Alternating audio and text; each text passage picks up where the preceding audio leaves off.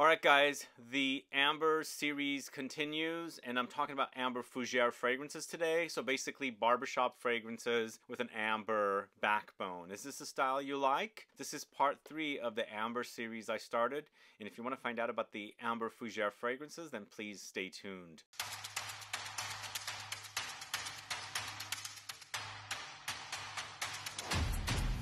Thanks so much for tuning in. This is Sebastian. I'm talking about Amber Fougere fragrances, warm barbershop fragrances. So basically, what does that mean? Well, we're used to, Fougere fragrances, which is typically like herbs and aromatics like lavender, geranium with tonka in the base notes. But with these fragrances, there's a lot of warmth added to them. And there's amber vanillic notes as well in the base notes. So it could also have resins and things like that. Anything to create an amber accord in the base. I really do love Fougere fragrances. In fact, Fougere fragrances were some of my very early experiences with fragrances because my dad wore the barbershop fragrances. And those were some of my very first loves. And I also love amber in fragrances, so combining the two together, I think it's a really awesome combo. So let's go ahead and get started with the first fragrance at number 20. It's PRADA Amber Pour Homme. So I'm featuring this here at number 20. It's the least amber. It's very powdery, but it does have amber touches, and then of course lots of aromatics. The only thing is I'm not sure if this is really selling anymore, so I'm putting it in the bottom. If you can get a bottle, get it, because I think it's on its way out. It's a really great powdery men's fragrance, and it has, the warmth under there, but lots of floral notes as well, and like neroli and orange blossom comes in and things like that. So it's a really great fragrance to start with, and it's Prada's Amber Pour Homme. Moving on to the House of Imaginary Authors at number 19, it's Telegramma. So again, this is a lot of lavender, which is typically found in a Fougere fragrance, but this also has vanilla, amorous, linen note, and also talc. Once again, very powdery, but it has enough warmth in the base to create that kind of ambery Fougere experience. But this one is actually also very unique. It's got that talc, so it has a very talcum powder-like effect, kind of on the masculine side with all that lavender. So in the end, it's a really nice combo of notes together to give you that kind of lavendery talcum powder effect in a fragrance. But in the end, it's definitely an Amber Fougere style. So this is Telegramma from the House of Imaginary Authors. Then we're moving to Parfums de Marly at number 18. It's Pegasus. So I'm featuring the Pegasus original here, not the... Is it exclusive? I felt like that was not so much of a Amber Fougere versus this one is, and this is also kind of an unusual Amber Fougere. It does have vanilla. It's on the kind of on the gourmand side, and typically gourmands are in that amber vanillic kind of style to begin with. So this is a Fougere gourmand and Amber Fougere all rolled into one, because it also has a lot of nutty notes like bitter almonds, but there's vanilla here, sandalwood, heliotrope, lavender, and amber. It's not one of my all-time favorites from the House of Parfums de Marly, but I think it's a decent fragrance if you like powdery fragrances. It's uber powdery, by the way, but it has the aromatics of the lavender and the warmth of the amber and the vanilla. So that is Pegasus at number 18. And speaking of something sort of similar, it's Histoire de Parfum 1725 Casanova. This one right here. I think this is a bit on the similar side. It's also a bit gourmand and also has licorice in the notes, but in the end it's lots of amber with the licorice note. There's almonds here. There's vanilla and lavender. They're kind of sort of similar. I kind of like this one a little more. It has a bit of sweetness, an additional amount of sweetness here, but enough of the lavender to give you that Fougere barbershop vibe, but still kind of very warm and powdery in the end as well. This one's really delicious, but definitely I prefer the other fragrances more, but definitely want to mention it here for you guys. It's 1725 by Casanova by Histoire de Parfum. Then going to the House of AMOUAGE, it's Enclave, this one right here. I wish I liked this one a little more, and I love Julien Raskinet's creations. And I'm very picky with mint. I like my mint to be more on the fresh side, the realistic mint smelling side, rather than more candied and sometimes in the toothpaste side. This one kind of goes into a candied mint effect with warm ambery notes as well. So it's a very amber Fougere style, but we're using mint in the place of lavender here, and you can do that with fragrances. It's used quite often, and in the end result is more like a mint warm candy like an effect here. But it's lots of mint, cardamom, vetiver, cinnamon, pink pepper, olibanum, patchouli, amber extreme. Let me know if you're a fan of this one. It's a different take on a fougere, definitely warm ambery fougere, and then of course utilizing the mint in place of lavender. Up next, going to a great cheapie. It's such a great cheapie and I absolutely love the smell, but sometimes to me personally, I love this one. It might come off a bit cheap, so I'm putting it at number 15. But it's BOGART Pour Homme. Are you guys familiar with Jacques BOGART?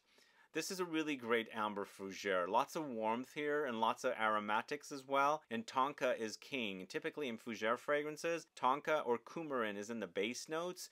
This is a dominant notes of Tonka here. But in addition to the Tonka, you got lavender, there's orange blossom, bergamot, patchouli, cedar, oak moss, musk, and rose. And it's a super fantastic fragrance. If you like budget fragrances that are quality, a bit old school but still modern at the same time. Whenever I see this fragrance, I think of the early 2000s. I think that's when it came out, and there were a lot of fragrances like this, and this one's definitely not a disappointment. I have a bottle that's from around 12 years ago, so I don't know what current formulations are like. This is also fairly, beastly. I love that about it, and it's a great smelling fragrance. So BOGART Pour Homme by Jacques BOGART is an awesome fragrance. But moving on to number 14 with the House of JOVOY, it's L'Art de la Guerre. This one actually is bordering amber fougere, not too much warmth under there, but there's actually, when you're waiting for the dry down, it does kind of create a warm effect. But for me, this one's more of your typical fresh fougere, like fresh notes, the herbs and aromatics and spices and green notes and things like that. But there's a lot of leather here and some Immortelle that comes in. It creates a bit of warmth when it's drying down. But if you're a fan of JOVOY and you haven't tried this one, do try it and see if you get more warmth than I do. I mean, it's definitely in that style, but it doesn't fully develop into a lot of warmth like something like Jacques BOGART's BOGART Pour Homme does. But in the end, it's still a great fragrance. It's L'Art et la Guerre from the House of JOVOY at number 14. Then going to a San Francisco house called Indica. This is Field Notes from Paris. This one right here. I would say these two are sort of similar. I prefer this one a little more. It's a bit more sophisticated and a little bit more luxurious smelling. But this one also has tobacco with tonka beans, beeswax, coriander, vanilla. Definitely in the style of a fougere, but a lot of warmth here, not only from the tobacco, but the tonka comes in here, the beeswax and the vanilla.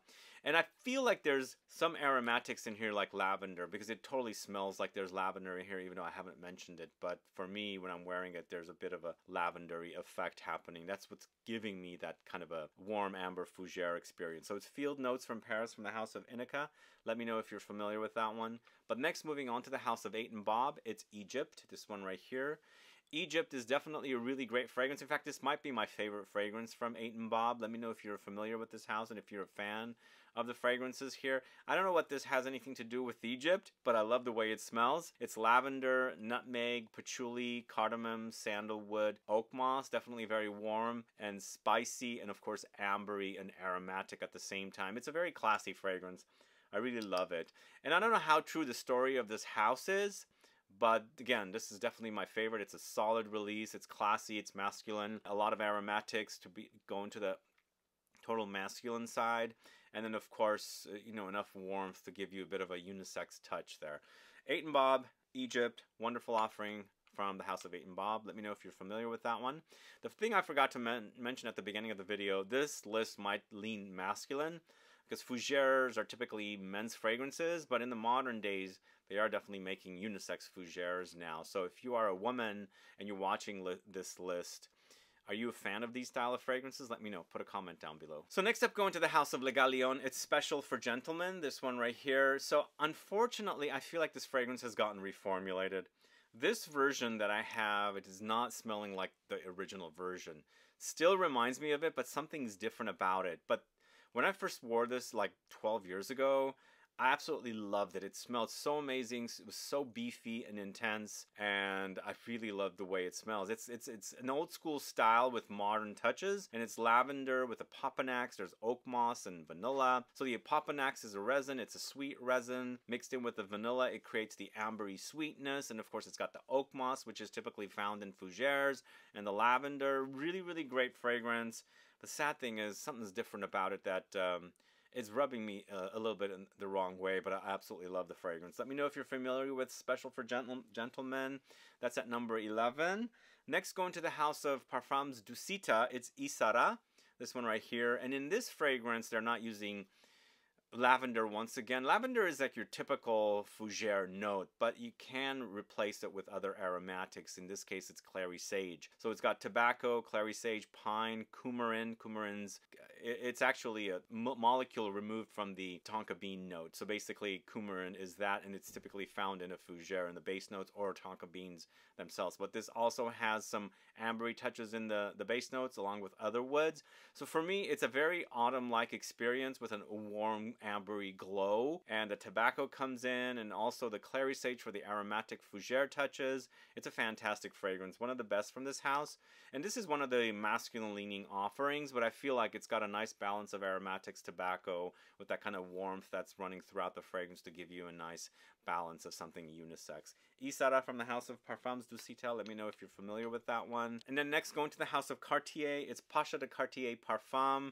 The original is an aromatic fougere, but for me, the Parfum edition is more of an amber fougere, because there's definitely an ambery experience here, and it's very modernized. When the original came out in the early 90s, like 91 or 1990. But this is lots of sandalwood with a liqueur booziness. There's balsam fir, there's tonka beans, there's amber here, vanillic touches, and then of course additional aromatics thrown in. It's a very classy fragrance. I really love the original. It's old school, and it's also really, you know, powerful with a lot of patchouli, but here they've made it very modern, but still keeping the old school touches as well. It's a fantastic designer fragrance, launched at that beginning of the pandemic, and it was one of the best fragrances for men when it came out in 2020. So this is Cartier, Pacha de Cartier Parfum. Let me know if you're familiar with that one. But moving on to the house of AMOUAGE, it's Sunshine Man. So this was at one time discontinued. I think it's brought back now, so I had to pull my bottle from my discontinued rack. I think it's back now, right? So this is a different take on a fougere, but definitely acts like one. There's a lot of Immortelle here, a lot of Tonka and lavender. There's also brandy, vanilla, and the citrus fruit of oranges, and then some juniper. So it's a very masculine-leaning fragrance, but enough warmth in there to make it a unisex offering. It's Sunshine Man, so, you know, when AMOUAGE was doing male-targeted and also feminine-targeted releases, now I feel like they're gender bending even further, even though at the time when they launched fragrances for men, they kind of leaned feminine, or more unisex rather, I should say, and I feel like this is that. But I feel like this is also a very different type of a fougere. There's definitely lots of warmth there, and that Immortelle note gives you a bit of an autumn-like grassy effect happening throughout the fragrance. So that's Sunshine Man from the house of AMOUAGE at number 8. Then at number 7, going to the house of Molinard, this is Lavande.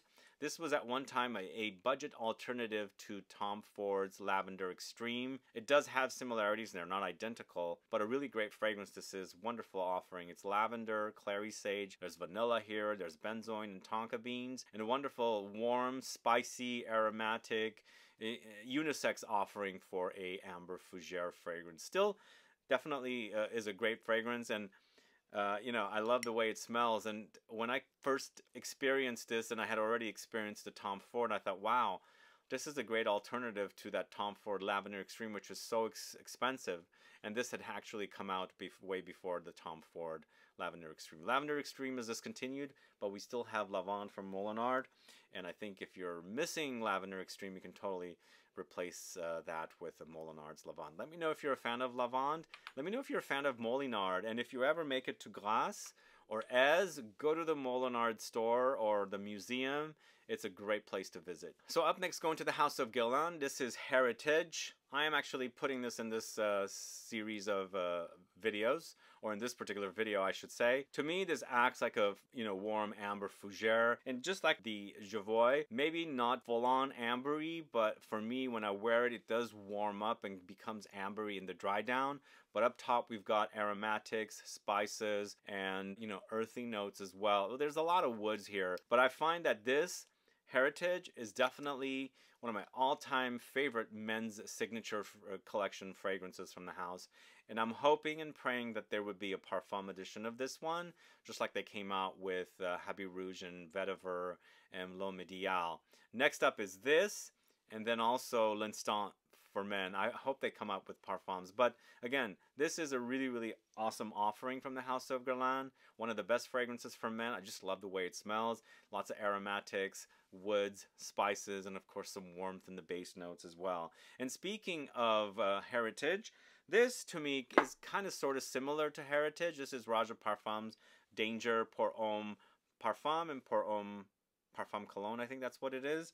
If you want a fresh take on it, you can go with the Parfum Cologne, or if you want a more deeper, richer take on the fragrance, you can go with the Parfum. And to me, it does remind me of Heritage, but I kind of like the Parfum. It's so luxurious. It's a beefy take on it, and that's why I was saying hopefully they will come up with a Parfum edition of the Heritage. Maybe it might remind us of Danger Pour Homme Parfum. Who knows? Because Danger does remind me of Heritage in the end. Which version do you guys like?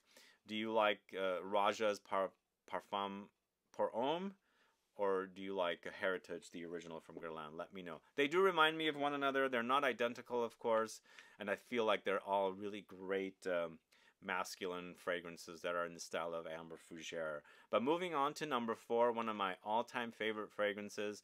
This is Caron Pour un Homme de Caron in the EDT version. And then, of course, we now have the Parfum version. I love Parfums, if you haven't guessed already. The original is an easy to wear, and I know a lot of women wear it, even though it's targeted to men. It's been around for almost 100 years. They're going to celebrate it. I believe this came out in the 30s. So in the 30s, they'll I think it's 90 years old right now, I believe. That's why they launched the Parfum. But for me, it's lots of vanilla. There's warm, ambery, vanillic notes in the dry down. There's musk and things like that. And it's a wonderful offering that my dad used to wear. And every time I wear it, it reminds me of my dad because he's no longer around. But the Parfum is also amplified, intensified, made super sexy. So if you like the original and you want something a bit more substantial, go with the Parfum. But for me, it's, again, one of the best fragrances ever created. And then moving on to the House of Jean Paul Gaultier, and I am featuring the Le Male Elixir here. So the original is definitely an Amber Fougere, but the Elixir is so luxurious. Yeah, it might come off a bit too sweet, but I absolutely love the way this fragrance smells on me. It's long lasting, and I love the combination of notes, the aromatic notes, and of course the tonka that's in here, and then of course the warm notes, the ambery notes of the vanilla and the benzoin together. It smells fantastic. They've taken the original Le Male to the next level, and they've given us something so uber luxurious, so super long lasting, with an amazing looking bottle, as you can see. So this is Le Male Elixir.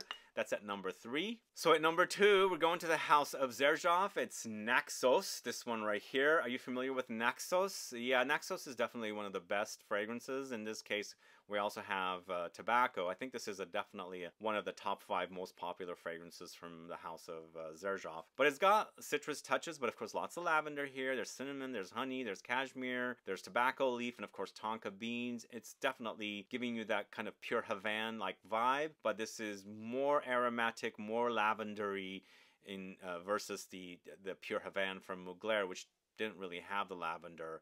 There's reminders back and forth, but in the end, I think the Naxos is a next level, much more luxurious, and it's definitely one of the most popular fragrances, because whenever I have a sniff session client come in and they dig through Xerjoff fragrances, they always say this is one of the best they've smelled. So people seem to love this fragrance. But either way, Naxos at number 2. Maybe this is going to be a shocker, but at number 1, it's Nilafar Dunil's Niloufer. I absolutely love this fragrance, created by Chris Maurice. In fact, I believe Naxos might be Chris Maurice as well, or Christian Carbonell. He goes by those 2 names. But Niloufer, he did such a great job. And it's a small Egyptian house with one of the best fragrances. Very much a warm amber fougere. There's lots of vanilla here. There's also nutty notes like almonds and hazelnuts. But of course, lots of lavender, heliotrope, and then ambery touches. This actually was featured in a Scent Club kit. Number 2 or number 3, I can't remember now. But it's so good. Really, really great. You not only have the aromatics and spiciness of a fougere, you also have gourmand touches like nutty notes and almonds and hazelnuts. And of course, heliotrope comes in here too to accentuate the nuttiness. Lots of vanilla here. It's super fantastic, and it deserves the number 1 spot. So that is Nilüfer du Nil's Nilüfer. Let me know if you're familiar with that one. Let me know if you were able to get the Scent Club kit like 2.5 years ago when we featured that in it. But either way, that's the top 20 list of Amber Fougere fragrances. Let me know if you're familiar with these fragrances and if you've worn them or it is the first time you're hearing about them and you're curious to try them. And if you know of any other Amber Fougeres, keep in mind a Fougere fragrance, barbershop fragrance with a lot of warm ambery notes, vanillic resins and things like that. Put a comment down so I can find out and check into them. But either way, guys, thanks so much for watching today's video. If you have any questions or comments, please list below. Please like this video. Please share it. Follow me on Instagram and Facebook, and I'll be back with more videos very soon. Have a good one. Goodbye.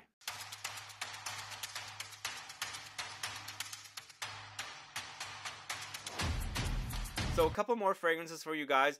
Budget alternatives here. This is Mauboussin's Pour Homme. This one right here, created by Alberto Morillas.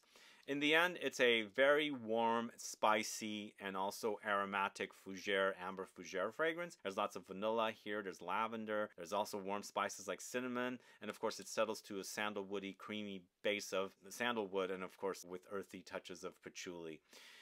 It's a great fragrance. Maybe it's a bit old school, but a lot of these fragrances are a bit old school if you're speaking of Fougeres, but I absolutely love this style. It's one of the very first fragrance styles I was exposed to as a young kid, stealing sprays from my dad. But this is Mauboussin's Pour Homme. I believe it was launched in the early 2000s. And then I'm going to end the list here with not so much of an Amber Fougere, with a little trace of amber vanillic touches in the base, but it's Lalique's Pour Homme, this one right here. This is a great classic Amber Fougere, but again, as I said, less of the amber, but it's lavender, cedar, iris, rosemary, oak moss with a little bit of a vanilla amber base there to gonna give you a bit of a warmth when it's drying down. But to me, this one's a bit old school, so if you don't mind that, you know, definitely try it. And again, both of these fragrances you can find really on a budget. Even this one that was in the main list, the Jacques BOGART Pour Homme. But anyway, thanks so much for watching today. See you guys later for another video. Bye-bye.